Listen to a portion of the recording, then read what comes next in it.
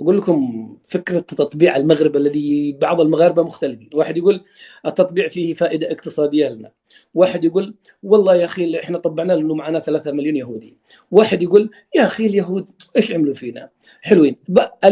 المغاربة لا يتفقون على مسألة التبرير للتطبيع، إلى الآن مختلفين اختلاف جذري. لكن الحقيقة أن المغرب ذهبت إلى التطبيع مرغمة، مو بمزاجهم ولا برضاهم، وهذا تنزيه. أنا هنا أبرر المغرب. سيأتي لي مغربي متشنج يقول لا إحنا بمزاجنا طبعنا. أنت هنا تهين نفسك وتهين الحكومة وتهين الكل.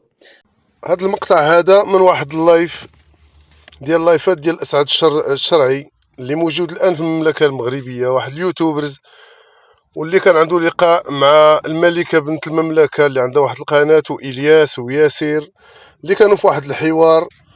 وهنا جبدوا القضيه ديال التطبيع، وكان واحد الحوار اللي الناس استطاع شويه يستفزهم، وهما ما عرفوش.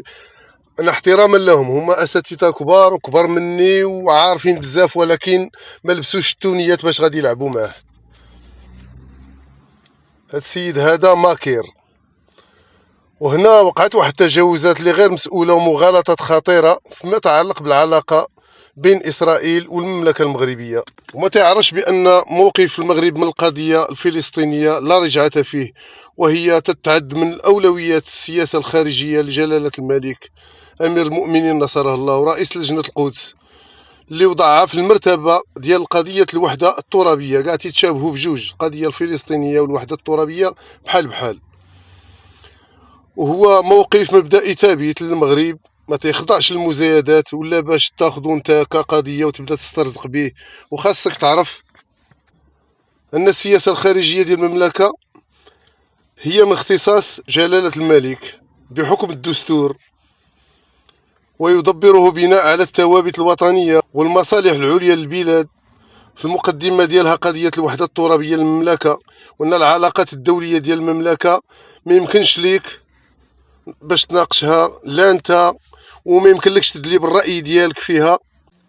ومن الاحسن ليك في اللايفات القادمه لما تهضر يمكن لك تهضر، راه كاين عندك واحد المساحه، عندك واحد جوج، واحد ثنائي فكاهي، عمك عبد المجيد وشنقريحه، وطلب ربي يطول لهم في العمر، حيت قد ما طول لهم الله في العمر وطوالوا في هذاك الحكم غادي تبقى تسترزق انت بزاف، غتبقى القضيه عندك مروجه شويه.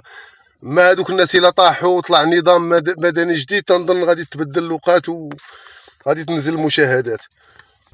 وهنا في هذاك اللايف كان واحد الاستفزاز اللي استفز هذيك الدريه، انها تهضر تشرح ليه على واحد الموقف، وجبدات التليفون تتوري ليه وهو ناض وخلاها. هذيك تتسنى ما فهمتش انا حتى شي واحد مغربي ما استقبلو ودار له بحال هكاك، هملو وخلاه، وعرف بانك انت راك في بلد مملكه شريفه. هنا كاع الاخوه الجزائريين يقدروا يمشيو يقلبوا، والاخوه العرب كذلك. حنا غادي نحولوا نديروا تراديكسيون بالعربيه باش كلشي يفهم.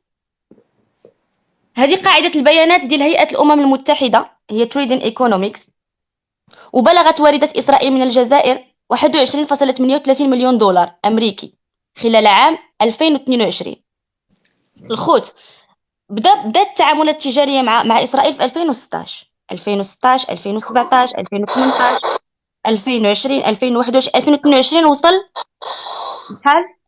وصل ل 21.38 مليون دولار. وهنا غتلقاو حتى المكونات او المواد او الواردات لاسرائيل من الجزائر كلها غتلقاو هنا.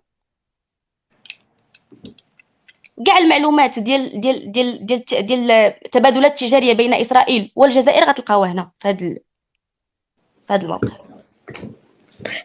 طيب تعدي هذا، اوكي تعدي هذا المعلومات، قولي اي شيء ثاني. وحنا مغاربه ديما ابطال، ما تنبغيوش شي واحد اللي غادي يدافع على القضيه ديالنا، حنا اللي غادي ندافعوا عليها. حنا راه فينا السياسيين، فينا الجنود، فينا الابطال، فينا بزاف د الحوايج. وسيدي السلام عليكم والى حلقه قادمه ان شاء الله.